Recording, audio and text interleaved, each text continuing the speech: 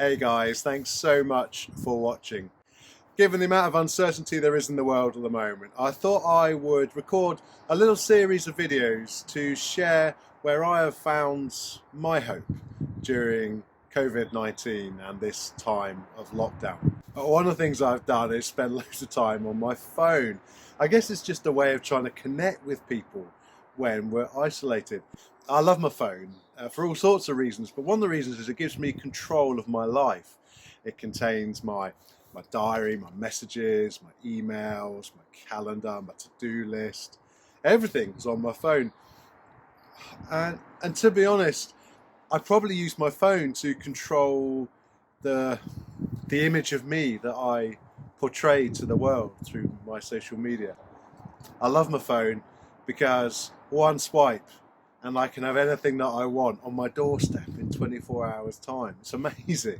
The phone gives me control. And I feel like that's what we're lacking at the moment, isn't it? We live in a world that is out of control. We all live with this desire to be in control. It seems to be hardwired within us. Perhaps one of the reasons we long for control is because we don't have it. Not really. Which is one of the reasons why this coronavirus is so hard. We thought we had control, and now here we are hiding away in our homes. We thought we had control, and now we're striving to protect ourselves from a virus that doesn't adhere to boundaries. We thought we had control, and now work's been furloughed, exams have been cancelled, and the future is just so unknown. In a world where so much is outside of our control, our only comfort and hope is that somebody else is. But who? I mean, our government are no doubt doing the best they can, but you look at the daily briefings and it doesn't reassure you that they've got control, does it? Or our NHS and our carers. Just amazing what they're doing. And yet, they're struggling. There's only so much they can do, which is why they're pleading with us to stay at home. Home is one of the few places where we thought we could maintain a sense of control. But now the kids are home the whole time and they're losing the plot and we're losing it with them. The whole thing just feels so chaotic. And then there's the pain of isolation and loneliness. Try as we might to get a grip on our emotions, for some of us, fear and anxiety are the darkness that cast a shadow over our every moment and day. We've lost control, haven't we? And that's why we're trying to wrestle it back. It's why we've panic bought in the supermarkets. It's why some people just refuse to isolate for as long as possible. It's whilst others curse and shout at the people who refuse to isolate.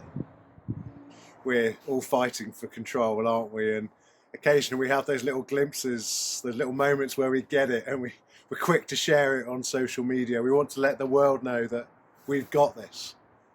Perhaps actually we just want to reassure ourselves, I've got this. The thing is, in a world of COVID-19, I haven't got this. It's out of control.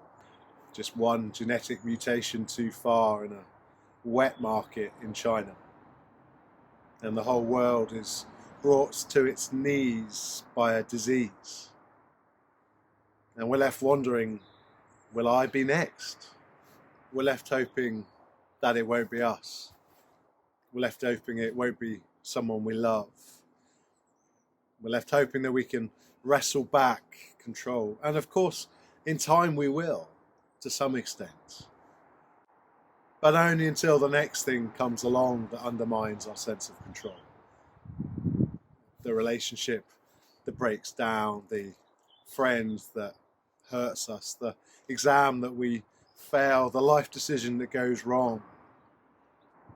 In a world where our sense of control is temporary and where there is so much that we just can't control. I wanted to share with you something of where I have found hope. And by hope, I don't mean wishful thinking. I mean certainty and confidence of a better future. And I want to suggest that that sort of confidence can actually only be found in one place, and it's the most unlikely of places. 2,000 years ago, a man called Jesus walked this earth. Those that wrote the accounts of his life tell of his control of the uncontrollable. They describe how he calmed a storm, how he healed the sick, and how he even raised the dead with just a word. This man Jesus seemed to have control and authority over everything, even his own death. Those who witnessed these events said of him, "Who is this? Even the wind and the waves obey him." The claim at the heart of the Christian faith is that Jesus had this control and authority because he was God the Son, stepping into the world that he created in order that we might know God and his love for us. If there is a God, it's really quite surprising that he would step into human history, yet alone enter the world in a sleepy little backwater in Nazareth in ancient Israel. But the way that he entered the world tells us much about his control and authority of it. God steps into the world not to exert his power, but to love. God steps into the world not to throw his authority around, but to lay it down. God comes into the world not to be served, but to serve. We long for control because we don't have it. Not really. But Jesus revealed the God who does have it, and we can trust him. We can trust him because in Jesus we see what God is like: loving and kind, compassionate and gracious. In Jesus we see that God steps into the world he made so that we might have life, and the life we want, a life free of pain and suffering and viruses. God speaks into his world, offering us comfort and hope in a world of anxiety and fear. Now, I appreciate that this raises a whole load of difficult questions.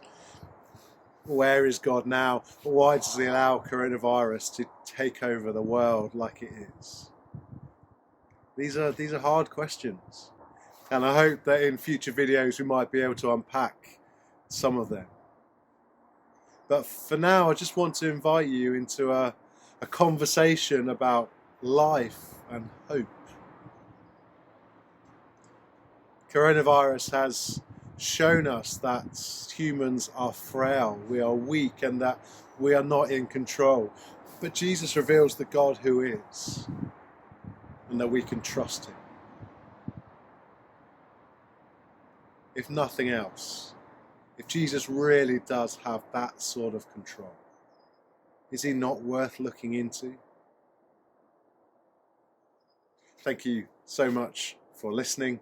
If you do have questions or comments, or you want to begin the conversation, just feel free to stick a comment below.